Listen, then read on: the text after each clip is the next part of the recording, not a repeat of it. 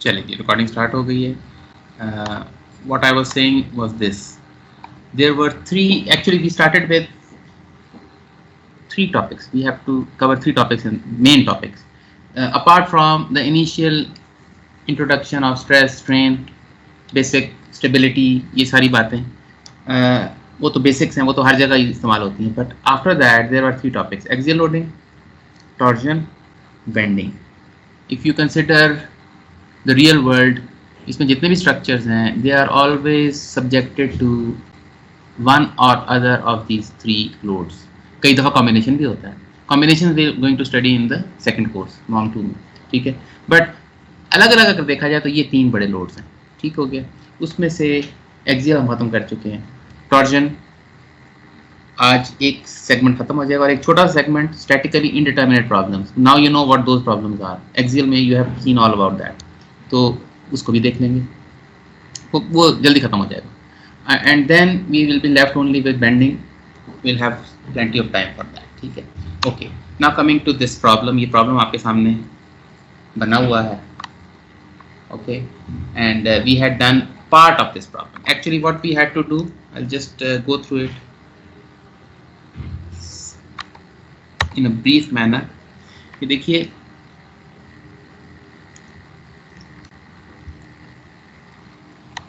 एक minute, not this one, sorry, not this one, but another problem.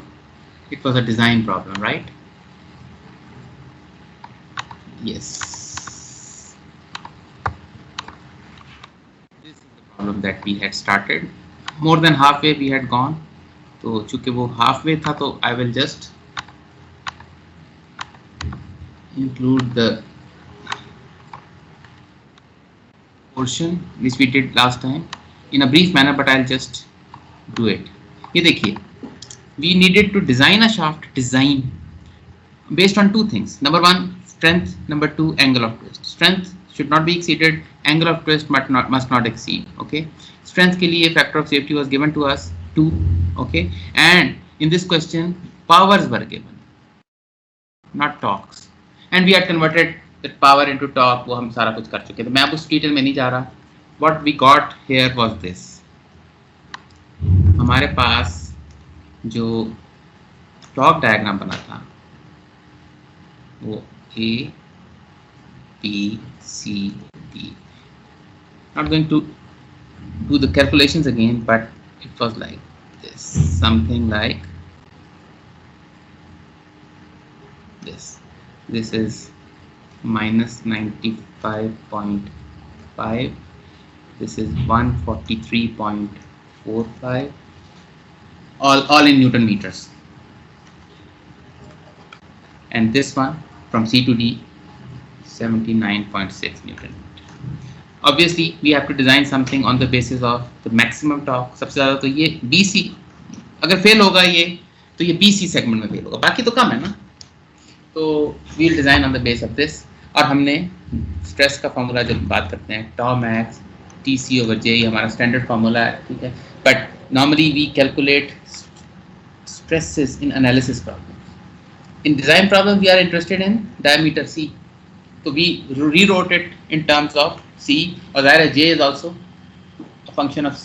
Okay, तो हम याद कीजिए, ज़ाहिर है ये pi over 2C power 4 आएगा और ये एक C से कट जाएगा. तो you know what I'm talking about, ये हमने किया था. अल्टीमेटली हमारे पास 2T over pi tau allowable, not max, allowable. ये क्या चीज़ है डिज़ाइन प्रॉब्लम में? You start with the strength of the material. Shear strength क्या होगी वो आप देख लेंगे. वो normal yield strength से आता है. मैंने आपको बताया 2 से डिवाइड कर दें, you get it. But you don't exactly use the figure given in the handbooks. आप उसको फैक्टर ऑफ सेफ्टी से थोड़ा सा और भी सेफ्टी की तरफ लेके जाते हैं. जैसे इस केस में 2 है तो अगर 150 है तो 75 यूज किया था, याद है ना आपको.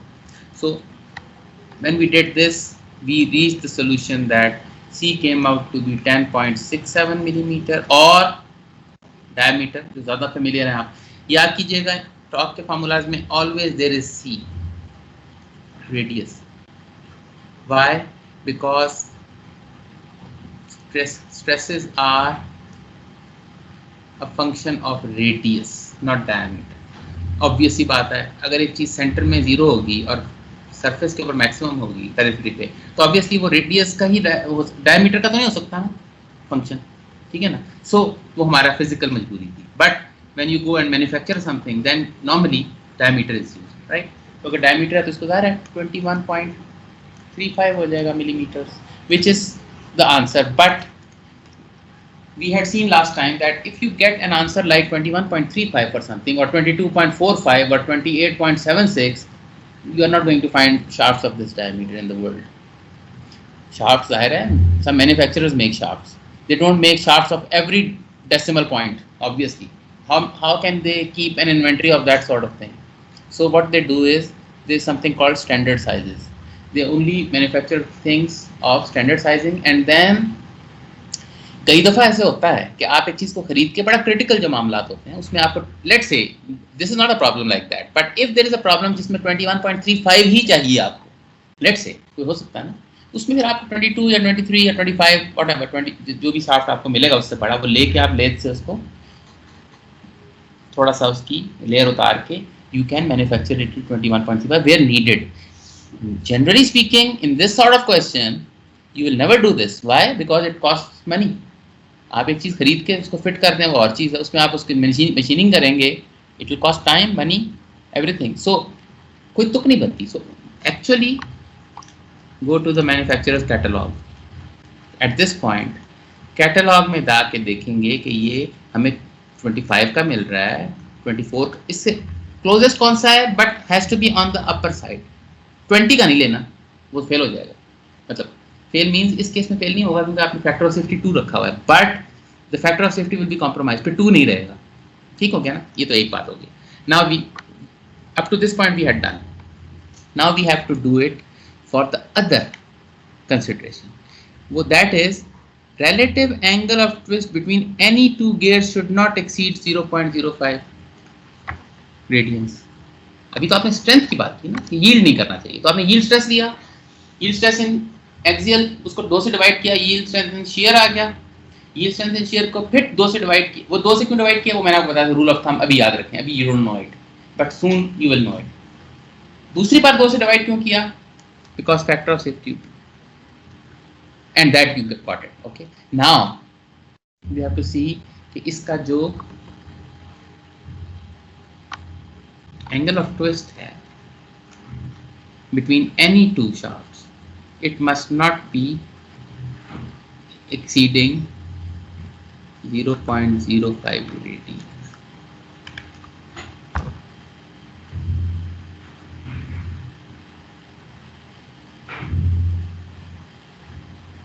ठीक है ना, क्लियर है ना ये बात।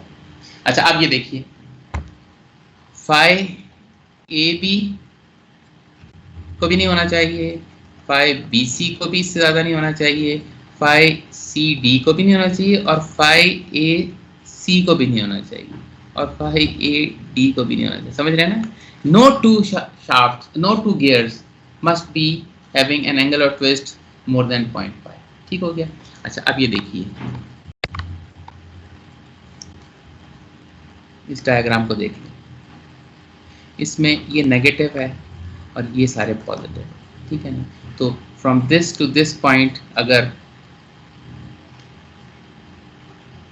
ये point A B C D, from A to B it will be for example in this direction, और from B to C and C to D सारे दूसरी डायरेक्शन में। ठीक है ना, तो एंगल ऑफ ट्विस्ट बी से लेके डी तक एक डायरेक्शन में है, ए से लेके डी तक अनदर डायरेक्शन। ठीक है, so you can take the greater one will be from this to this. Okay, so A से लेके डी तक इतना बड़ा नहीं होगा, उसकी वजह क्या है कि ए और बी और डायरेक्शन में है और बी से लेके डी तक और डायरेक्शन में। ठीक हो गया ना, तो बी और सी एक डायरेक्शन, फिर सी और डी भी वही डायरेक्शन, तो ये ऐड अप हो जाएंगे, तो यहाँ से लेके यहाँ तक आपका फाई बी डी एक डायरेक्शन, और ऑन द अदर हैंड ए और बी के दरमियान जो है वो ऑपोजिट डायरेक्शन। ठीक है ना, तो अगर आप ए और डी को देखेंगे तो जाहिर है वो बी और डी से ज़्यादा नहीं होगा क्योंकि उसमें माइनस हो जाएगा ना, बी और D because they are only in one direction, you can add them together So what we need to do is see B or D. It should not be greater than 0.05 or in other words it should be equal to 0.05. हम ये कहते हैं, ठीक है ना। तो इसको कैसे करेंगे, 1/jg को कांस्टेंट ले लें, क्योंकि एक ही मटेरियल है G, एक ही J है। Why same J? Because whatever radius we are going to use is going to be the same. Her section में डिफरेंट नहीं है, ठीक है ना। What I'm talking about here is summation of TL और JG की बात कर रहा हूँ। तो T तो डिफरेंट है, L भी डिफरेंट है, खैर 600 है वो भी, बट J और G तो सेम है ना, तो कांस्टेंट ले लिए। अब इसमें आप इन दोनों के टॉप्स ऐड कर लें, TL, एक 143 आएगा मल्टीप्लाई बाय 600, एक 79.6 आएगा मल्टीप्लाई बाय 600, ठीक हो गया ना।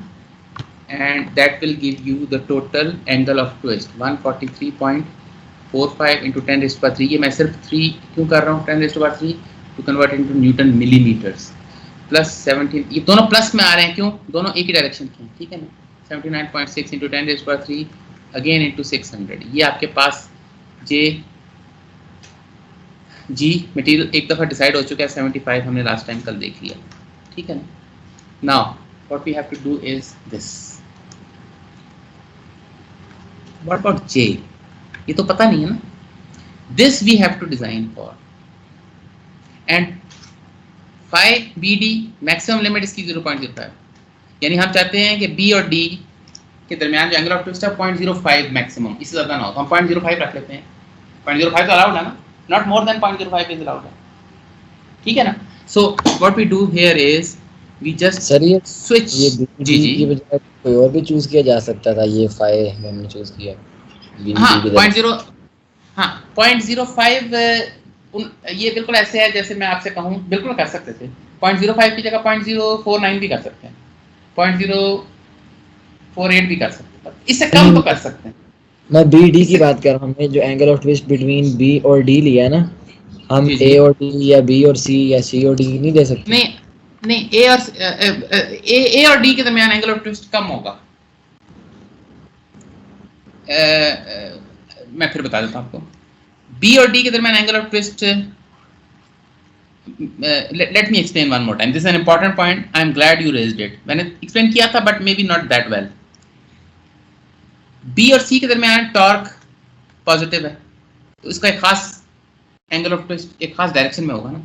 अच्छा, C और D के दरमियान भी टॉर्क पॉजिटिव है ना, दोनों पॉजिटिव है ना, तो इनका भी उसी डायरेक्शन में होगा एंगल ऑफ ट्विस्ट, ठीक है ना। अच्छा, अब आप इमेजिन करें B और C के दरमियान एंगल ऑफ ट्विस्ट, B और C के दरमियान एंगल ऑफ ट्विस्ट एक खास डायरेक्शन में है, ठीक है। तो अगर मैं B को फिक्स कर दूं, B को यहाँ फिक्स कर दूं, B को, तो एक यानी इस B और C रीजन में और C और D रीजन में दोनों में एंगल ऑफ ट्विस्ट एक डायरेक्शन में होगा। तो इट मींस कि जो ओरिजिनल लाइन ऐसी स्ट्रेट थी, लेट्स से, वो अब एंगल ऑफ ट्विस्ट की डायरेक्शन लेट्स से ये हो जाएगी, ठीक है ना। अच्छा, अब जरा थोड़ी देर के लिए, ये है 5BD। अब थोड़ी देर के लिए देखें, अगर मैं A और B को आपस में कंपेयर करूं, यानी phi AD कैलकुलेट करूं, आई कैन टेल यू कि phi AD will be less then phi BD। क्यों? उसकी वजह ये है कि A और B के दरमियान अगर आप नोट करें, angle of twist opposite direction में है कि नहीं। टॉप डायग्राम से पता चल रहा है ना, एंगल ऑफ ट्विस्ट उसकी वैल्यू को छोड़ें कितनी भी है, वो TL से निकलेगा, but torque is in the opposite direction. तो अगर वो पॉजिटिव है तो ये नेगेटिव है, तो इट मींस के B और C और D तो ऐड हो रहे थे क्योंकि वो सारे प्लस थे। A और D वाला पार्ट उसमें से माइनस हो जाएगा, समझ गए? तो A और D तो नहीं ले सकते, क्लियर होगा ना। BD बड़ा होगा ना, have I explained it. BD angle of twist between B and D will be greater than angle of twist between A and D। एक बात। अच्छा, अब बाकी क्वेश्चन आपको बता देता हूँ। B और C का खाली ले लें, वो भी ऑब्वियसली कम होगा क्योंकि B और C में एक खास टॉर्क लग रहा है, बट वो तो सिर्फ B और C सेक्शन का है ना। B और D में तो B और C सेक्शन भी इंक्लूडेड है और C और D सेक्शन भी इंक्लूडेड है और वो ऐड हो रहे हैं, तो कौन सा बड़ा होगा, B और D? मैक्सिमम के डिजाइन करना है ना। असल में वो बात ज़हन में घूमी, चूंकि उसने ऊपर कहा था ना कि किसी भी दो पॉइंट्स के दरमियान एंगल 0.05 से ज्यादा नहीं होगा। तो अब आप कौन से दो लेंगे जिनमें सबसे ज्यादा एंगल ऑफ ट्विस्ट आएगा? क्योंकि अगर उन दो को आपने डिजाइन कर लिया फॉर एंगल ऑफ ट्विस्ट, तो फिर बाकी तो ऑब्वियसली सेफ हो ही जाएंगे ना। You always take the most dangerous situation for design, right? तो इसमें हमने बी और डी क्यों लिया? क्योंकि सबसे बड़ा एंगल ऑफ ट्विस्ट बी और डी के दरमियान आएगा, इसलिए हमने लिया। ठीक है ना? वो जो कहता है एनी टू का मतलब ये नहीं कि अपनी मर्जी से कोई दो ले लो। एनी टू का मतलब है किसी भी दो गियर्स के दरमियान angle of twist must not be greater than 0.05। वो ये कह रहा है। तो हमने ये हमारा काम है देखना कि सबसे ज्यादा डेंजरसली लोडेड या सबसे ज्यादा डेंजरस ट्विस्ट के पॉइंट ऑफ व्यू से कौन से दो गियर हैं। You understand? जी ठीक है सर। ठीक हो गया ना? अच्छा, अब अगर ये आप समझ गए तो अब आपने सिर्फ इंटरचेंज करना है, क्योंकि हमने लेफ्ट हैंड साइड पे तो वो चीज रखनी होती है ना जो कैलकुलेट करनी होती है। आमतौर पर एनालिसिस वालों में तो फाई कैलकुलेट करना होता है। इस क्वेश्चन में फाई गिवन था कि 0.505 यूज कर लो। It can not be 0.051, it can be lower than this, but हमें जब इजाजत मिल रही है एक चीज की 0.05 तक अलाउड है तो वील यूज दैट। इसको आप ले जाएं डिनोमिनेटर में और जे को ले जाएं ऊपर। व्हाई? बिकॉज जे ही तो कैलकुलेट करना है आपने, ये कैलकुलेट करना है। Pi by 2 C4 is equal to 1 over 0.05 into 75, ये जी है 10⁻³ और इसके आगे यही चीज आ जाएगी। तो देन आई गेट C। इसका ज़ाहिर क्यूब रूट लेना पड़ेगा, सॉरी 4th पावर रूट लेना पड़ेगा। 12.12 मिलीमीटर आ गया। ठीक है, और डायमीटर ज़ाहिर डबल 24.55। अब मैं अगर समराइज कर दूं तो वो ये है कि डायमीटर हमने पहले भी कैलकुलेट किया था, दैट वाज 21.35। दो डायमीटर है जी। एक डायमीटर ये कह रहा है, ये चलें ये ऐसे आपको एक्सप्लेन करता हूं। आप एक आइसक्रीम केक लेके आए, ठीक है, और आप एक खास किस्म की बड़ी जबरदस्त किस्म की एक चीज लेके आए, एक चॉकलेट लेके आए, एक आइसक्रीम केक लेके आए। चॉकलेट के बारे में इंस्ट्रक्शन लिखी हुई हैं कि इसको अगर आपने बेस्ट टेस्ट में रखना है ना, तो आपको फ्रिज का टेम्परेचर 5 डिग्री सेंटीग्रेड से ज़्यादा नहीं होना चाहिए for a certain kind of chocolate. Ice cream cake लेके आए, आइसक्रीम केक के ऊपर इंस्ट्रक्शन लिखी हुई हैं कि 3 डिग्री से ज़्यादा फ्रिज का टेम्परेचर नहीं होना चाहिए। ये दो अलग अलग चीज़ें हैं, दो अलग अलग रिक्वायरमेंट्स हैं। आपकी फ्रिज की सेटिंग की बात हो रही है कि कितने पे रखना है उसको, ठीक है। किस पे रखेंगे जी? 3 पे रखेंगे या 5 पे रखेंगे? तो 3 या 3 से नीचे। यस, 3 या 3 से नीचे, क्योंकि you don't just want the chocolate to be preserved in best taste but also ice cream cake. ये बिल्कुल वही चीज़ आ गई। ये डायमीटर रिक्वायरमेंट क्या है? स्ट्रेस बेस्ड रिक्वायरमेंट, यानी so that it does not yield in shear. ठीक है, यील्ड नहीं हम चाहते ना वो, तो इतना अगर आप 21.35 रख लेंगे ना तो यील्ड नहीं करेगा, नो प्रॉब्लम। ठीक है, 24.55 चाहिए अगर फाई एंगल हमने 0.05 से लेस रखना है, या इस केस में हम इक्वल रखना है वैसे, क्योंकि अगर आप इससे कम रखेंगे तो ये बिटवीन 21.35 एंड 24.55 यील्ड नहीं करेगा वो, लेकिन एंगल ऑफ ट्विस्ट उसका 0.05 से ज़्यादा हो जाएगा। ठीक है ना? तो आप बताइए कि एक्चुअल डिज़ाइन कौन सा है हमारा, किसको रखना चाहिए? 24.55। That is right. ये आपको एक छोटा सा टेस्ट डिज़ाइन प्रॉब्लम का मिल गया। अब वो मैंने पहले भी बात की थी, 24.55 एक्चुअली 25 होगा मोस्ट प्रॉब्ली, अगर 25 का शाफ्ट अवेलेबल है। Most probably 25 is a good number, ये आमतौर पर इस तरह के शाफ्ट होते हैं, लेकिन in some cases it could be 30, who knows. ठीक है, but then this is another aspect. ठीक हो गया? अच्छा, एक बात इस मॉरल ऑफ द स्टोरी से याद रखिए कि डिज़ाइन प्रॉब्लम में एक तो जो आंसर आता है वो डब्बा बना देते हैं उसके इर्द गिर्द, but that is not necessarily the answer. Actually उससे बड़ी चीज़ लेनी पड़ती है। ये एक डिज़ाइन का इनहेरेंट प्रॉब्लम है। दूसरी बात ये ध्यान में रखें कि डिज़ाइन प्रॉब्लम में ना आमतौर 2-3 रिक्वायरमेंट्स होती हैं। जिस तरह ये देखें ना, इसमें तो 2 थी। एक angle of twist should not exceed this, इसको क्राइटेरियन 1 कहते हैं, और एक कि इसका स्ट्रेस इतना नहीं होना चाहिए कि यील्ड करे। तो अक्सर 2 से भी ज़्यादा चीज़ें होती हैं, लेकिन इट्स अ गुड एग्जाम्पल कि 2 चीज़ें आपने देख ली ना। तो इसमें होता क्या है, हो सकता है आगे चल के आपको डिजाइन करें तो उसमें एक वेयर की कैरेक्टरिस्टिक भी आ जाए कि यार इसको इसकी सरफेस फिनिश ऐसी होनी चाहिए कि वेयर फिर जाहिर है फिर डिफरेंट फिर मटेरियल जो है ना वो हो सकता है कोई ऐसा लेना पड़ जाए जिसमें जो वेयर के लिए अच्छी क्वालिटी होगी इसकी, ठीक है। तो फिर क्या होगा, फिर ये स्ट्रेस और ये इतनी मेजर चीजें नहीं रहेंगी। क्यों? हो सकता है जब वो मटेरियल आप ऐसा यूज करें तो वो इतनी ज्यादा उसकी प्रॉपर्टीज इतना स्ट्रांग मटेरियल हो, फॉर एग्जांपल कि उसमें स्ट्रेस फिर जो क्रिएट होगा वो बहुत माइनर हो जाए क्योंकि मटेरियल बहुत स्ट्रांग है। तो अब आपने your required critical factor then becomes wear, तो वेयर के हिसाब से जब आप उसको डिजाइन करेंगे तो हो सकता है स्ट्रेस वगैरह बहुत मामूली और खाली स्ट्रेस देके क्या यार तो बहुत ओवर डिजाइन किया हुआ है आपने, व्हाई इसको तो आप इससे बहुत छोटा भी कर लेते कोई बात नहीं। फिर then you have to explain कि भाई ये दो क्राइटेरिया तो ठीक है पूरे हो रहे हैं छोटे से, बट हमारा जो तीसरा मसला है ना वो ये आ रहा है। और फिर चौथी चीज क्या हो सकती है कि जी वो फलाना मटेरियल है वो बहुत अच्छा है, वो बड़ा लाइट है, वो बहुत लाइट वेट में बन जाएगा, बट द थिंग इज उसकी कोरोजन कैरेक्टरिस्टिक्स बहुत खराब है, ऑक्सीडेशन हो जाती है उसमें, जरा सा एसिडिक एनवायरनमेंट हो तो वो हम यूज ही नहीं कर सकते। तो फिर आप ऐसा मटेरियल यूज करते हैं जो हो सकता है कि वो ज्यादा यूज करना पड़े, कॉस्टली हो सब कुछ, लेकिन उसमें कोरोजन नहीं होती। तो कहने का मतलब है कि रियल लाइफ में तो कोई एक मसला नहीं ना होता, 10 मसले होते हैं, तो इन 10 के 10 को आप केटर इन करते हो। तो हमारे सब्जेक्ट में ऑब्वियसली ना कोई अभी वेयर इन्वॉल्व है, ना कोई कोरोजन इन्वॉल्व है, ना कोई अभी फिलहाल इवन फटीग इन्वॉल्व है, ये आप चीज़ें पढ़ेंगे आगे चल के। बट द थिंग इज अभी आपको एक अच्छा टेस्ट मिल गया कि दो क्राइटेरिया होते हैं तो फिर कैसे होता है, एक को डिजाइन अलग से करते हैं, एक को अलग से करते हैं, फिर फैसला करते हैं कि इनमें से क्रिटिकल कौन सा। क्रिटिकल इस केस में क्रिटिकल कौन सा था, angle of twist was critical. Why? Because अगर मैं मिस्टेक करूंगा तो पहले एंगल ऑफ ट्विस्ट की जो कंडीशन है वो वायलेट होगी, पहले वो फेल होगा from the point of view of angle of twist. उसके बाद फॉर एग्जांपल इसको 22 का मैं शाफ्ट बना दूं, 22 के शाफ्ट में कोई प्रॉब्लम नहीं है यील्ड का, बट एंगल ऑफ ट्विस्ट ज्यादा हो जाएगा। तो क्या चीज क्रिटिकल हुई? Angle of twist. तो first you have to list all the criteria जिसमें कोई चीज फेल हो सकती है, उसके हिसाब से आप अलग अलग डिजाइन करते हैं, फिर उन डिजाइनों में से क्रिटिकल डिजाइन ढूंढते हैं कौन सा है, और फिर critical design is the one which governs. ठीक है ना, दो चीजें,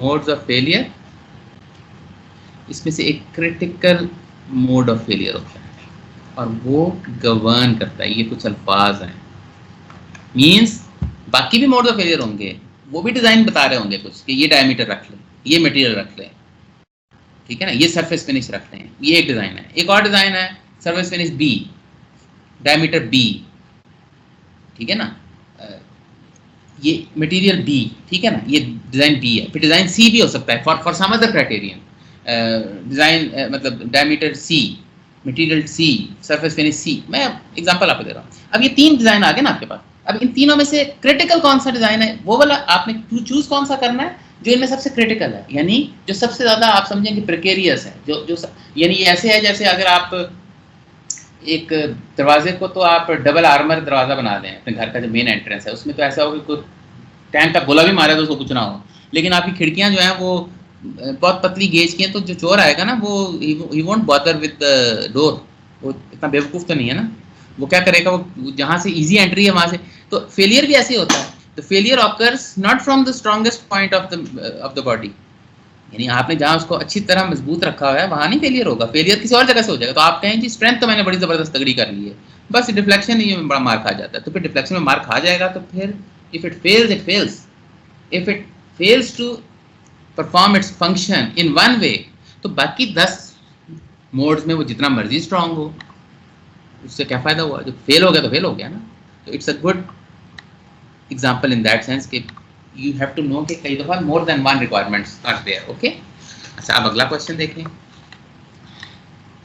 ये मैंने आपसे एक बात की थी कि हॉलो शाफ्ट हम अक्सर यूज करते हैं, डू यू रिमेंबर? और मैंने बताया था कि हॉलो शाफ्ट इसलिए यूज करते हैं कि इसमें जो outer part of the shaft होता है ना वो बहुत ज़्यादा लोड लेता है, टॉर्क प्रॉब्लम्स में लोड मींस टॉर्क, ठीक है ना, और अंदर वाला जो रीजन है ना वो बहुत कम टॉर्क लेता है। तो अगर हम अंदर वाले रीजन को निकाल भी दें ना तो उससे स्ट्रेंथ में कुछ कमी तो आती है, यस, मगर वो नेग्लिजिबल कमी आती है। यानी दूसरा लफ्ज़ में अगर मैं इसको हॉलो करके ना आउटर रेडियस पे थोड़ा सा इंक्रीज कर दूं, 1-2 लेयर्स, और अंदर से मैं एक बड़ा चंक भी निकाल दूं तो उसमें वेट तो बड़ा कम हो जाएगा मेरी बॉडी का, लेकिन टॉर्क कैपेसिटी जो है उसकी वही रहेगी ऑलमोस्ट, ठीक है ना। तो अब इसको साबित करने के लिए, इसको इनसाइट लेने के लिए ये जरा क्वेश्चन देखिए। The solid shaft of radius c, total radius c है, is subjected to a torque t, total torque t है। Determine the fraction of T that is resisted by the material contained within the outer core। ठीक है ना, इसको अगर मैं simplify करूं तो ये टोटल T है, वो T1 या T कोर, इसको केस कह दें, इसको कोर कह दें, अंदर वाले को कोर कह दें, बाहर वाले को केस कह दें। टोटल T जाहिर है इसमें से कुछ पोर्शन आउटर केसिंग ले रही होगी जो बिटवीन c/2 एंड c है, ब्लू में दिखा रहा हूं, और कुछ इनर केसिंग ले रही, इनर कोर ले रहा होगा, वो रेड में दिखा रहा हूं, रेड, ठीक है जी, ब्लू, रेड, ठीक है ना। अच्छा, सवाल क्या है, determine the fraction of T that is resisted by the material contained within the outer core। वो बेसिकली बता रहा है कितना परसेंट जो है ना वो आउटर ब्लू वाला लेता है और कितना रेड वाला, बेसिक, ठीक है ना, क्लियर होगी ना बात। Okay, very simple question.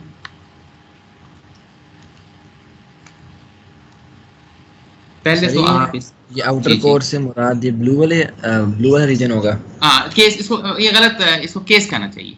ये आउटर कोर और इनर कोर, आउटर कोर पता नहीं क्या चीज होती है, इसको केस कहते हैं, इसको let's call it case. Case एक चीज के आउटसाइड होता है ना, और कोर इसको अंदर कह लें, ये अंदर वाला कोर है, बाहर वाला केस है, ठीक है ना। हमारा थीसिस ये है कि ये जो केस है ना ये बहुत ज्यादा लोड लेता है।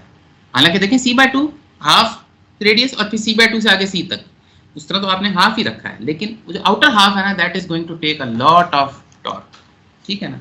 अभी हम साबित करते थे नंबर्स, ये हमने बात पहले भी की हुई है, मगर साबित करते थे। थोड़ी देर के लिए ना आप इनर को भूल जाएं, आपने अगर ये टोटल, ये मटेरियल एक ही है, ये हॉलो नहीं है, मटेरियल एक ही है, लेकिन आप थोड़ी देर के लिए ये इस बहस को छोड़ दें कि ये एक इनर कोर है, एक आउटर केस है, ठीक है ना। आप समझें कि ये बस ये टोटल है, ठीक है ना। तो आप लिखेंगे कि for torque resisted by the whole shaft। whole shaft से मुराद है कि इसमें आउटर इनर नहीं, सारा टोटल ये मैं इसकी बात कर रहा हूँ, टोटल टॉर्क की बात। वो क्या होगी, बहुत सिंपल, आपके पास फार्मूला है, उसका फार्मूला इसका है, स्ट्रेस का फार्मूला है TC/J, यही होता है सॉलिड शाफ्ट का, तो यही है ना, सॉलिड शाफ्ट का तो TC/J है, ठीक है।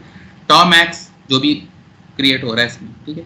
हमें तो टॉर्क चाहिए ना, तो टॉर्क को हम लिखेंगे टॉ मैक्स J/C, ठीक है ना।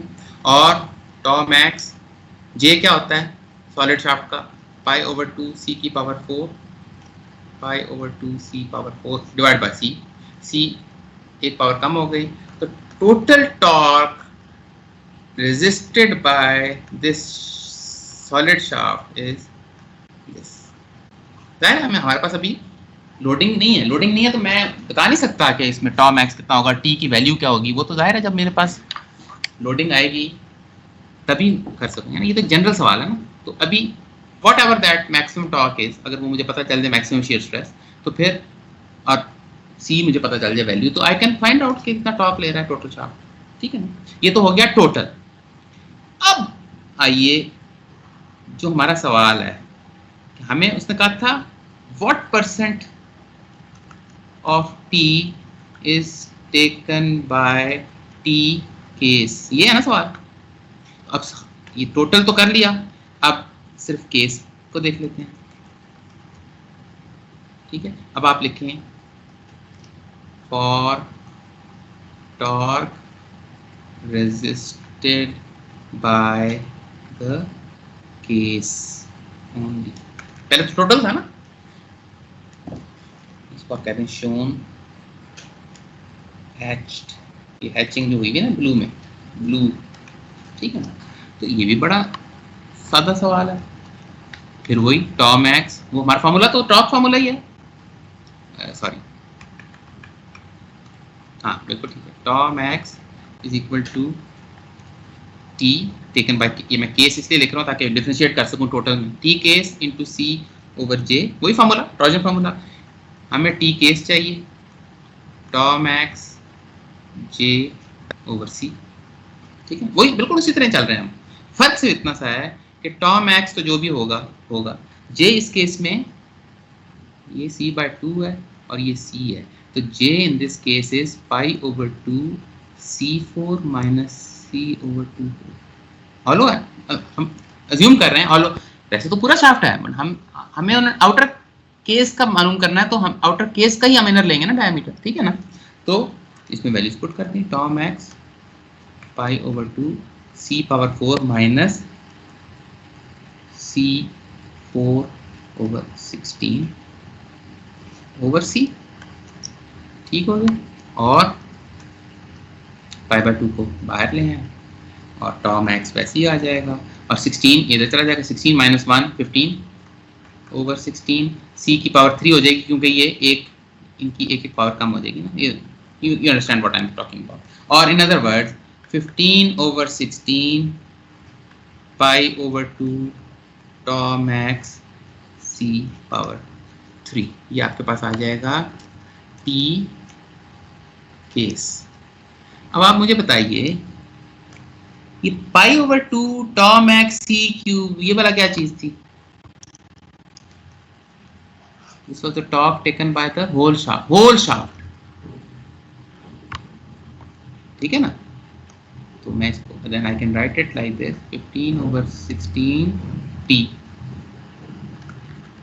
you know what this says, मतलब this will be unbelievable even for you who were expecting के some sort of result like this is going to come, यानी हम ये assume कर रहे थे ना कि जी आउटर केस जो है वो बहुत बड़ा पोर्शन लेता है टोटल टॉप का, टोटल टॉप शाफ्ट ये ले रहा है, उसमें से अगर ये टोटल शाफ्ट है, एक टोटल टॉप है, उसमें से मैं अगर c/2 में और c में इसको डिवाइड कर दूं, यानी एक बिल्कुल सेंटर पे एक ऐसे खींच दूं, इसमें से ये वाला पोर्शन जो हैश्ड में है, ये इस टी में से कितना पोर्शन ले रहा है, पता है कितना पोर्शन ले रहा है? 15 ओवर 16 टी, ऑलमोस्ट सारा ही ले रहा है। अगर ये 16 ओवर 16 होता तो ये तो टोटल था ना, तो इसका मतलब है कि ये जो अंदर वाली कोर है ना, कोर वो कितना ले रहा है? 1 ओवर 15 टी। क्यों? 15 over 16 T plus 1 over 16 T gives you total 1, total T आना चाहिए ना। तो आपको पता है 15 ओवर 16 क्या होता है? कैलकुलेट करें जरा इसको, 0.94, और in other words 94% of total torque। ये आपने भी एक्सपेक्ट नहीं होगी, आप ये देने शायद ये हो यार कि 70%, 80%, 65% ले लेता होगा। अब आउटर हाफ 94% टॉर्क ले रहा है, तो अगर मैं इसका सेंटर बिल्कुल निकाल भी दूं ना, ये c/2 से अंदर वाला हॉलो भी कर दूं, तो इसकी टोटल कैपेसिटी थोड़ी कम हो जाएगी अभी, लेकिन वो कैपेसिटी कितनी कम होगी? सिर्फ 6%। तो अगर मैं उसको 6% को भी कम नहीं करना चाहता, लेट्स से मैं चाहता हूँ कि 6% भी कम ना हो, तो मुझे ऐसे करना चाहिए कि ये रेड वाला पोर्शन निकाल दूं सारा, और आउटसाइड पे थोड़ा सा एक हल्की सी लेयर, मामूली इतनी छोटी सी लेयर होगी कि ये टोटल सी जो है वो थोड़ा सी प्लस सम अल्फा, स्मॉल अल्फा, वो कर दूं तो मेरा 100% वही कैपेसिटी हो जाएगी, और वेट में बहुत रिडक्शन हो जाएगी, बट टॉर्क कैपेसिटी मेरी वही रहेगी। यानी इधर तो 15/16 हो रही है ना, 94%। अगर मैं 6% भी नहीं कम करना चाहता, मुझे थोड़ा सा जाहिर है आउटर एरिया बढ़ाना पड़ेगा, आउटर रेडियस, बट वो इतना मामूली होगा कि वो नेग्लिजिबल होगा। तो you get this point? Easy है, मुश्किल तो नहीं है भाई।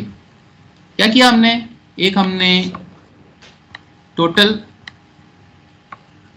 हमसे पूछा ये गया था कि अच्छा ये सर, ये फॉर्मूला में जी मैक्सिमम टॉर्क होता है जी ये वो उसका यानी ये वो टॉर्क है जो कि इसको यील्ड करवा देगा, ये वो वाला मैक्स है। जी ये मैक्सिमम टॉर्क से जब हम बात करते हैं ना, टॉर्क देखिए, यील्ड का मसला नहीं है। ये देखिए मैं आपको एक्सप्लेन कर देता हूँ। मसला यील्ड का नहीं है। आपने इस पर टॉर्क दिया, एक खास शियर स्ट्रेस पैदा होगा ना इसके नतीजे में, है ना, और वो मैक्सिमम होता है एट द पेरिफेरी, और सेंटर पे 0 होता है, और बीच में लीनियर डिस्ट्रीब्यूशन होती है। ये जो टॉर्क दिया है, इसका ताल्लुक इस शियर स्ट्रेस के साथ क्या होता है? वो टी रो ओवर जे। रो क्या है? From any at any point rho कुछ भी हो सकता है, ठीक है। अच्छा, जब रो को मैं सी कर देता हूँ, मतलब देन आई से कि ये रो जो है ना ये सरफेस तक जा रहा है। सी आपको पता है फिक्स एक चीज है, रेडियस है, जबकि रो तो any rho can be any point, ठीक है। तो जब इसको मैं टी को सी ओवर जे करता हूँ ना, तो फिर ये टॉ नहीं रहता, ये टॉ मैक्सिमम। टॉ मैक्सिमम कौन सा है? ये जो पेरिफेरी पे है। इसका ताल्लुक यील्डिंग से नहीं है, यील्डिंग तो हम होने नहीं देते ना। यील्डिंग तो हम वो जब डिजाइन करेंगे तो हम इसको मेक श्योर करेंगे कि टॉ मैक्स भी टॉ यील्ड के बराबर नहीं होना चाहिए, it should be less than tau yield strength. वो हमने किया था लास्ट क्लास में, वो एक अलग इशू है। मैं ये कह रहा हूँ कि ये टॉ की वैल्यू कोई भी है, 10 MPa 5 MPa whatever the torque is, shear stress is, वो मैक्सिमम यहीं पे होगा ना। यहाँ पे अंदर तो कम है ना, और कम और कम और कम, फिर जीरो पे चला जाएगा। ये टॉ मैक्स से मुराद यहाँ ये सरफेस वाला है, समझ आ गई? क्लियर है बात? यील्डिंग से डायरेक्ट कोई ताल्लुक नहीं है इसका। लेकिन अगर यील्ड किया ये शाफ्ट तो करेगा सरफेस पे ही, क्योंकि सबसे ज्यादा टॉर्क शियर स्ट्रेस सबसे ज्यादा वहां है ना। तो आप टॉर्क को बढ़ाते जाएं तो टॉ मैक्स बढ़ता जाएगा, टॉर्क को और बढ़ाते जाएं टॉ मैक्स और बढ़ता जाएगा। तो एक पॉइंट पे टॉ मैक्स इतना बढ़ जाएगा कि वो यील्ड कर जाएगा। वो कहाँ यील्ड करेगा? सरफेस पे। क्लियर है ना? असल में वो दोनों देखने में टी ही लग रहे हैं, तो मैं कंफ्यूज हो रहा था, एक टॉर्क है और एक स्ट्रेस है। हाँ बिल्कुल, ये मैं बिल्कुल इस पे I will stress again, my bad. एक शाफ्ट पे जब इस तरह टॉर्क हम देते हैं ना, ये टॉर्क होता है, यानी जो गियर लगा हुआ है उसने ये टॉर्क दे दिया, एक और गियर ने टॉर्क दे दिया, ठीक है। अच्छा, अब एक किसी भी सेक्शन को काट के ले आए, ये उस पर भी कोई टॉर्क होगा, ठीक है। अब इस सेक्शन पे आप कहते हो कि मैं सेंटर से एक खास रो पे देखना चाहता हूँ कि स्ट्रेस कितना है इस पॉइंट पे, तो ये शियर स्ट्रेस है। ये बिल्कुल डिफरेंट चीज़ है। ये न्यूटन पर स्क्वायर मिलीमीटर है, ये न्यूटन मिलीमीटर है। ये बिल्कुल अलग अलग चीज़ें। ये फार्मूले में ये टॉर्क है और ये शियर स्ट्रेस है। ठीक हो गया?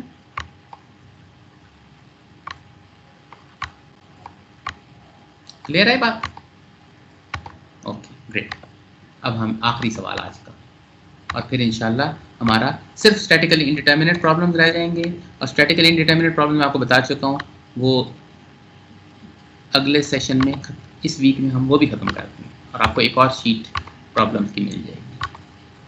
और फिर अगली क्लास अगले वीक से इंशाल्लाह, या इसी वीक के एंड पे हो सकता है, थोड़ा सा इंट्रोडक्शन बेंडिंग का भी शुरू हो जाए, बट ना भी हुआ तो अगले वेंसडे से इंशाल्लाह शुरू हो जाएगा। अब ये वाहिद सवाल जिसमें टॉर्क, हमारा अभी तक के सवालों में टॉर्क भी तो वेरिएबल हो सकता है ना।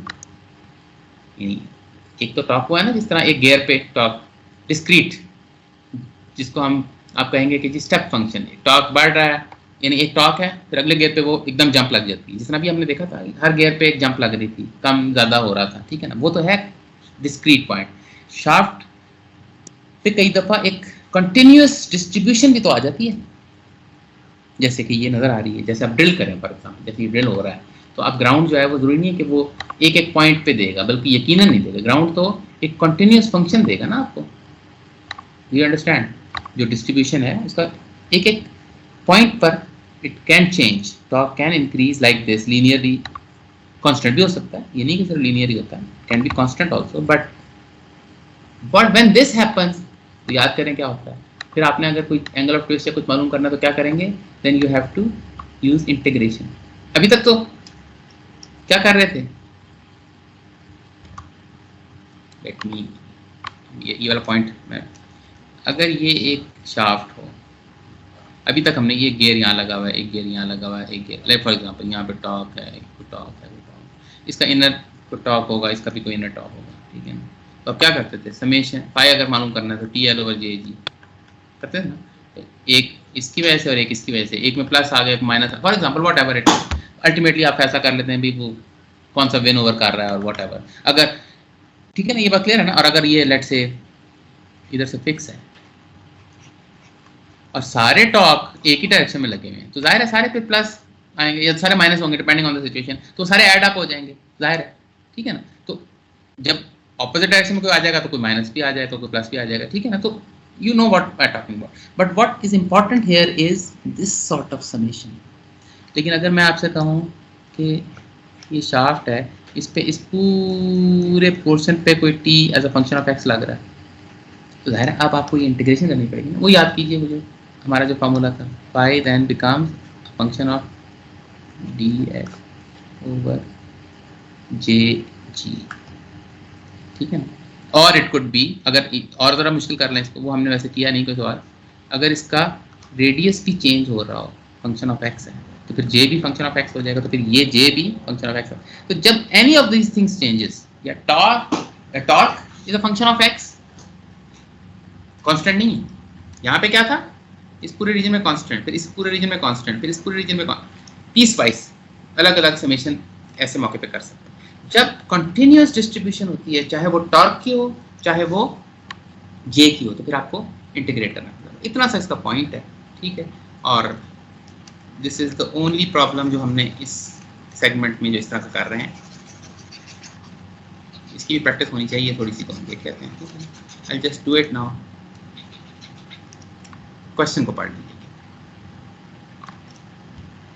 इसमें आपने एक खास तरह की आपको वो सिमिलैरिटी विद एक्सियल प्रॉब्लम भी नजर आ जाएगी। एक्सियल प्रॉब्लम में भी ऐसे होता था ना, या तो डिस्क्रीट पॉइंट्स पे फोर्स लग रही होती थी, फिर तो आप समेशन लेते थे, और अगर कंटिन्यूअस टाइप कोई डिस्ट्रीब्यूशन होती थी तो फिर आप उसको इंटीग्रेट करते थे बिटवीन दोस टू लेंथ्स। याद करें, ठीक है ना, ये भी वही चीज़ है, ठीक है। तो अब ये देखिए, A992 steel posts are drilled at constant angular speed into the soil. ये बेसिकली सॉइल में ड्रिल की जा रही है, ठीक है। If the post has an inner diameter of 200 millimeter, अब जाहिर है ये जो पोस्ट है ना, ये अगर इसका क्रॉस सेक्शन दिखाया जाए तो ये है inner diameter 200, outer diameter 225. Determine the relative angle of twist of end A, ये end A with respect to end B. इस टोटल लेंथ आ गई ना, इस टोटल लेंथ में हमने करना है। When the post reaches the depth indicated. अच्छा, अब जरा इंपॉर्टेंट बात, एक तो इसमें ये दो तरह के टॉर्क लग रहे हैं। एक तो concentrated torque 80 newton metre kilo newton metre का लग रहा है। ये तो अगर खाली ये होता तो ये वही वाला प्रॉब्लम था, TL/JG, आपसे इसको इंटीग्रेशन की जरूरत नहीं थी अगर 80 है खाली। बट ये जो 15 किलो न्यूटन मीटर पर मीटर वाला है ना, ये वाला यहाँ से 0 से शुरू होता है और यहाँ पे पहुंचता है और बढ़ता जा रहा है। ये क्या है? Due to soil friction assume the torque along the post varies linearly as shown and a concentrated torque of it. अब concentrated torque 80, अगर ये concentrated torque सिर्फ ये 80 लगा होता ना इधर बस, और ये ना होता डिस्ट्रीब्यूटेड, तो ये 80 है तो यहाँ ऊपर भी 80 होता है ना। तो इसका TL/JG से आप फाई निकाल लेते हो। क्या करते हैं, T होता हर जगह, लेंथ इसकी जो भी होती, JG, प्रॉब्लम सॉल्व। नहीं, इस पर प्रॉब्लम क्या है, इस पर प्रॉब्लम ये है कि एक कंटिन्यूअस फंक्शन भी तो लग रहा है ना, वो वाला, उसको भी कुछ देखना पड़ेगा, ठीक है ना। बस इतना सा पॉइंट है, वो एक अभी देख लेते हैं, ठीक है। तो इसको बेसिकली पहले इसका जे कैलकुलेट तो करना है, वो पहले कर लें। π/2 C outer 4 minus C inner 4। याद रखिएगा ये जो डायमीटर्स हैं ये C नहीं है, ये D है, ठीक है। तो ये 112.5 पावर 4, इसको हाफ कर दिया ना, और माइनस 100 पावर 4 रेडियस। इसमें गलती नहीं करनी, मैं आपको बता रहा हूँ नहीं करनी, और मैं आपको बता रहा हूँ आप करेंगे एग्जाम में। आपसे मुराद कोई ना कोई करेगा, मत कीजिए, ठीक है जी। 94.53 into 10⁻6 मिलीमीटर 4, या इसको अगर आप उसमें कन्वर्ट कर लें मीटर्स में, इंटू 10⁻⁻6 मीटर 4, ठीक हो गया। ये आप इसमें परेशान आपने नहीं होना, 6 से -6 कैसे हो गया, वो इसलिए कि 1 मीटर में 1000 मिलीमीटर होता है, मिलीमीटर, ठीक है ना, यानी कि 10⁻3, ठीक है ना। तो ये मीटर, ये चूँकि मीटर 4 है तो 12 इंटू वो कर लेना, यानी प्लस 10⁻3 प्लस 10⁻12, तो ये बेसिकली 10⁻12 का डिफरेंस आता है। तो ये +6 और -6 के दरमियान डिफरेंस है, ये इस वजह से, ठीक है ना। क्लियर है ना बात? अच्छा जी, चलें आगे चलिए। अब आ जाए, ये जे हो गया कैलकुलेट, क्योंकि अल्टीमेटली हमने यूज़ करना। अब अगर इसको और कीजिए, इसका 3 पॉइंट डायग्राम अगर बनाया जाए, not good, assume this is straight, यहाँ पे 80 किलो न्यूटन मीटर अप्लाई हो रहा है, ठीक है। फिर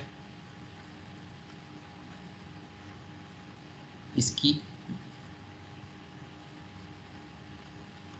15 किलो न्यूटन मीटर पर मीटर, और ये इसकी लेंथ क्या है, ये लेंथ है बिटवीन ये 3, ऊपर के 4 में कुछ नहीं है, ठीक है। अच्छा, अब ये इसकी डायरेक्शन भी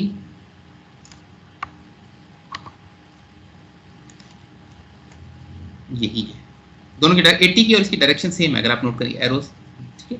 अच्छा, अब इसको बैलेंस करने के लिए ऊपर जहाँ पे आपने बी है पॉइंट, उससे अलग करें ना, तो ये जाहिर है टी बी यहाँ पे जो भी जिस भी चक ने होल्ड किया हुआ है वो वहाँ उस बैलेंस करने के लिए आएगा ना, तो आप यहाँ लिखेंगे कि समेशन ऑफ, ये इसको जेड एक्सिस कह रहे हैं, Z axis, moment about Z axis is equal to 0, तो टी बी अगर इसको पॉजिटिव ले लें, ठीक है ना, माइनस 80 अपने ऑपोजिट डायरेक्शन में 80 माइनस, अब ये 15 जो है, ये 15 किलो न्यूटन पर मीटर ये इस पॉइंट पर, यहाँ पे 0 है, ट्रायंगुलर है ना, तो इसको आप करेंगे, टोटल लेंथ है 3, तो ये आ जाएगी 15 इंटू 3, क्योंकि पर मीटर है तो ये 3 मीटर है, लेकिन इसको 2 से डिवाइड करेंगे। क्यों 2 से डिवाइड करेंगे? क्योंकि ये ट्रायंगुलर है, अगर ये ऐसे होती, ऐसे भी टॉप हो सकता है कांस्टेंट टॉप, इसको अगर मैं 15 किलो न्यूटन पर मीटर करता तो ये 3 मीटर, फिर 15 मल्टीप्लाई 3 होता बस, ये इसका हाफ है ना, आप नोट करें, ये ऐसे है, ये चीज़ तो नहीं है, तो ट्रायंगल को क्या करते हैं 2 से डिवाइड करते हैं, ठीक है ना, इज इक्वल टू 0 आ गया। This implies that P B turns out to be 102.5 kilo newton metre, ये हमारे पास टी बी आ गया। अब जब टी बी हमारे पास ये आ गया, तो what we now can do is, now we can make an expression for, we can make an expression for this whole thing, ठीक है ना। अब ये चीज अननोन थी ना टी बी, अब वो आ गया तो बस अब प्रॉब्लम ऑलमोस्ट सॉल्व हो गया, बस एक छोटा सा पॉइंट है and then we will be able to solve. ये 80 के साथ न्यूटन क्या यूनिट्स लिखे हुए हैं? 80 किलो न्यूटन पर मीटर क्या है? खाली मीटर लिखा है, किलोमीटर मीटर, और ऊपर वाले किलो न्यूटन मीटर पर मीटर, हाँ वो और चीज है, ये 15 किलोमीटर मीटर पर मीटर, ये वाली चीज है, यानी ये है कि एक, यानी अगर मैं इधर से लेके इधर तक ले लूँ तो ये 1 मीटर है ना, लेट से, तो ये इसको मैं 15 को मल्टीप्लाई करूंगा 1 से तो ये 15 आ जाएगा, ठीक है। अगर मैं यहाँ पे 2 लूंगा तो 2 से, ये पर यूनिट लेंथ है, पर यूनिट लेंथ, ठीक है ना।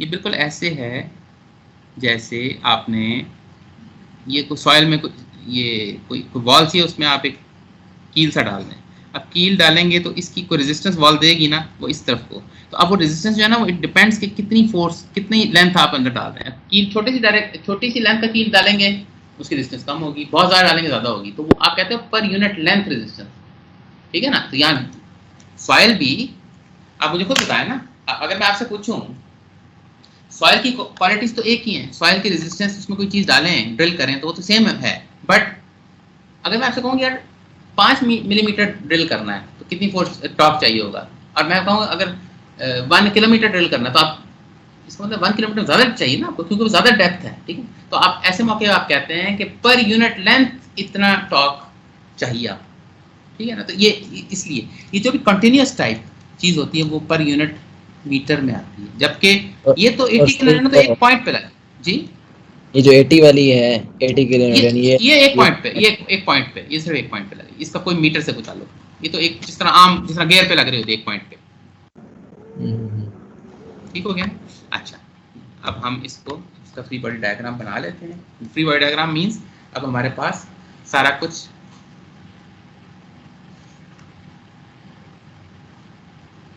we now know everything about this system. ये 15 किलो न्यूटन मीटर पर मीटर है इस डायरेक्शन में, फिर एक हमारे पास 80 किलो न्यूटन मीटर आ रहा है, और फिर दूसरी डायरेक्शन में हमारे पास 102.5 किलो न्यूटन मीटर एक चीज़ आ रही है, ठीक हो गया। अच्छा, अब हमने बेसिकली फाई कैलकुलेट करना है। अब मैं पहले ही बता चुका हूँ फाई में अगर ये वाला मामला 15 वाला ना होता तो फाई तो बड़ा आसान है, TL/JG, ठीक है ना। बट अब ये चीज़ आ रही है तो इसमें कोई ना कोई किसी किस्म की इंटीग्रेशन इन्वॉल्व होगी ना, ठीक है ना। ये जाहिर है ये चीज़ इसमें कुछ ना कुछ अब आएगा, ठीक है ना। लेट्स सी कि what we can do about this, ठीक है। इसको ज़रा देखिए, इसको मैं यूँ काटूँ, हमने अब बेसिकली हमें टी का एक्सप्रेशन चाहिए इन टर्म्स ऑफ z, ये z डायरेक्शन, ठीक है। इंटीग्रेट करेंगे इनसाइड में z, लेकिन पहले हम कहीं पे भी काट लें between this point and this point z, तो क्या सिचुएशन आएगी, ये देखिए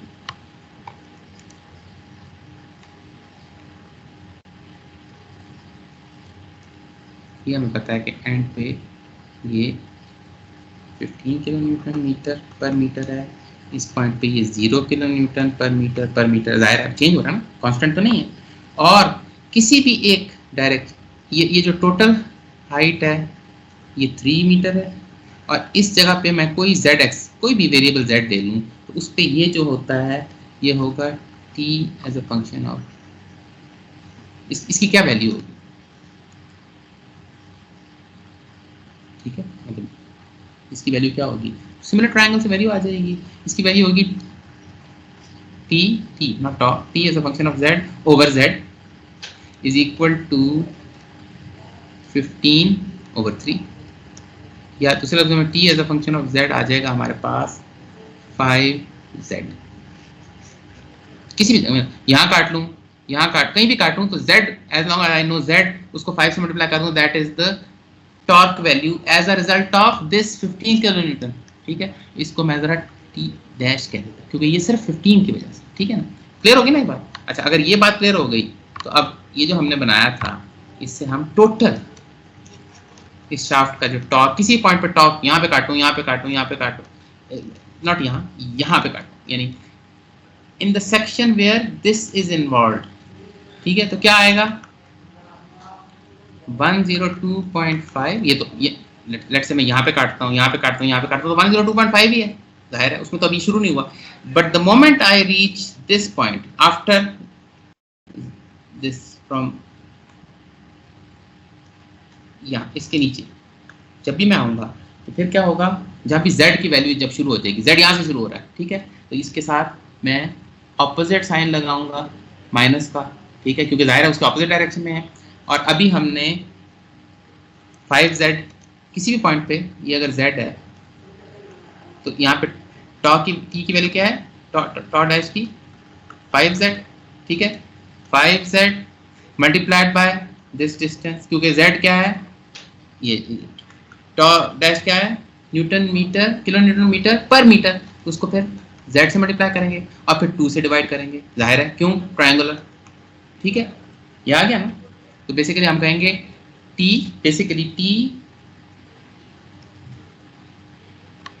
इसको इस तरह लिख लीजिए, summation of forces in the z direction is equal to 0, and then we'll say 102.5 minus 5z over 2 minus, or you can write it like this, इस तरह कर लेते, एक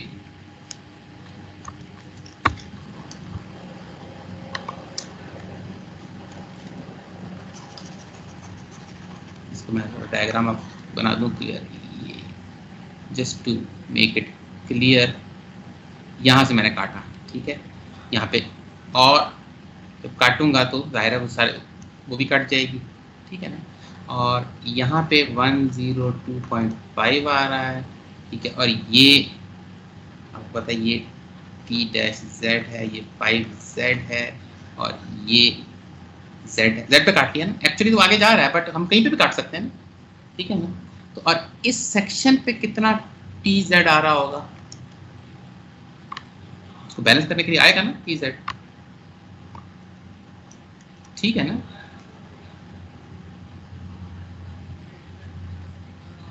तो tz will be equal to 102.5 mine, ये plus में आ गया तो माइनस साइन के साथ 5z, इस जगह पे 5z है, मल्टीप्लाई बाय लेंथ, क्योंकि ये 5z क्या है, किलो न्यूटन मीटर पर मीटर, कितनी लेंथ पे अप्लाई हो रहा है, z पे हो रहा है, और 2 से क्यों डिवाइड करेंगे, because this is not something like constant but half इसमें से फेंक रहे हैं, ठीक है, ये आ जाएगा। तो दिस इज योर एक्सप्रेशन, इतनी सी बात है, 102.5 minus 2.5 z square this is in kilonewton meter. This is the torque value at any point from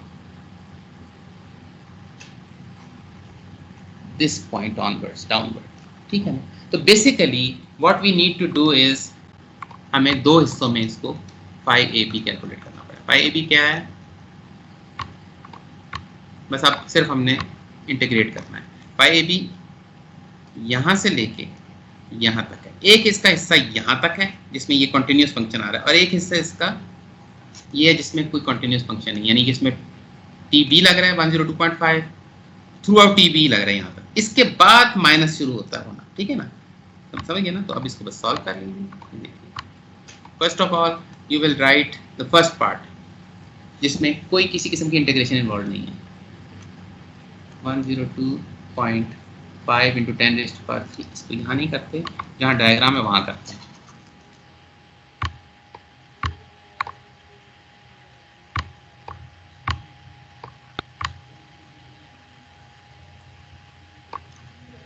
अभी पहले इस सेक्शन को देख लें।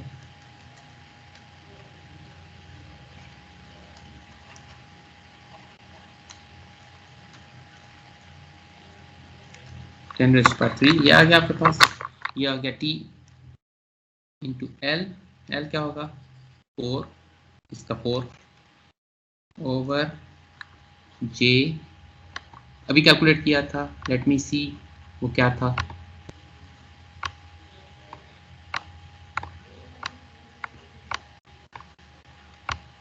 की वैल्यू थी 94.53 इंटू 10⁻⁻6, वो उसमें था, तो ये आपके पास आ जाएगा 94.5 इंटू 10⁻⁻6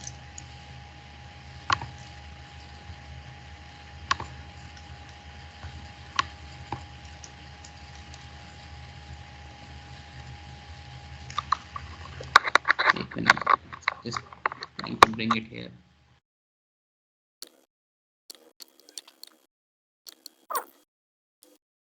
(94.53 इंटू 10⁻⁻6 ये मिलीमीटर, ये मीटर पावर 4 है, ठीक है। ये 10⁻³ ये किलो न्यूटन को कन्वर्ट किया था आपने इन न्यूटन मीटर में चल रहा है, इसे 4 को भी मैंने 4000 नहीं किया क्योंकि ये सारा मीटर्स में रखता हूँ, ठीक है ना। ये तो एक पार्ट हो गया, ठीक है। और फिर J और G क्या है 75 इंटू 10⁻⁹, ये क्यों आ रहा है 9, बिकॉज GPA है ना, और आप न्यूटन मीटर सिस्टम यूज कर रहे हैं तो 10⁻⁹ आएगा। अगर मेगा एम्पियर सिस्टम यूज कर रहे होते हैं न्यूटन मिलीमीटर तो फिर यहाँ 10⁻³ आता, ठीक है ना। तो ये तो पोर्शन हो गया ये वाला, ठीक हो गया ना। अब दूसरा पोर्शन कौन सा आएगा, दूसरा पोर्शन भी इसका एक है, वो है जिसमें ये चीज इन्वॉल्व, ठीक है ना। इसकी हमने एक्सप्रेशन अभी बनाया है, थोड़ी देर पहले एक्सप्रेशन बनाया, we'll use that expression and that expression will be simply ये देखिए plus 0 to 3. Why 0 to 3? Because the expression for that variable torque, I hope the screen moves, ये अब बहुत ही मूव कर गई, ये देखिए this variable torque is applicable in 3 metre length, ठीक है ना, जिसमें आपने वो 2.5z वो जो आपने बनाया था ना एक्सप्रेशन, तो ये देखिए 0 to 3, ओके। अच्छा अब इसमें जो एक्सप्रेशन है tx का वो भी बनाया था 102.5 minus 2.5x z², ये t है, dx ओवर j वही 94.53 इंटू 10⁻⁻6 इंटू 75 इंटू 10⁻⁹, और इसके साथ 10⁻³ फिर लगाते हैं क्योंकि किलो न्यूटन में आपने न्यूटन में कन्वर्ट करना है, ठीक है ना, वो सिर्फ किलो न्यूटन में कन्वर्ट करना है। तो जब आप इसको सॉल्व करेंगे, इंटीग्रेट करेंगे, तो you will get the answer which will be 0.0578 plus 0.423 or in other word 0.1001 radiance, जिसको अगर आप डिग्रीज में कन्वर्ट करना चाहें 180/π से डिवाइड करके तो 5.73 डिग्री। बेसिकली कोई मुश्किल चीज़ नहीं है, सिर्फ the only difference was if this distributed kind of thing is there in any situation, तो आप उसको खाली इस तरीके से कर नहीं सकते। ये वाला पार्ट TL over JG ठीक है, ये तो आएगा इसमें, लेकिन जब इसकी बारी आएगी, इसको जब आपने करना है तो जाहिर है इसमें t is not constant like this, t is a function of z।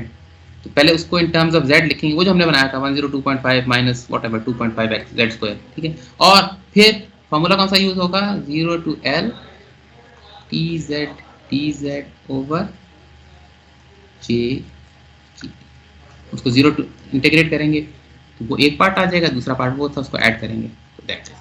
सो अब टाइम मैंने फिर ऊपर ले लिया आपका।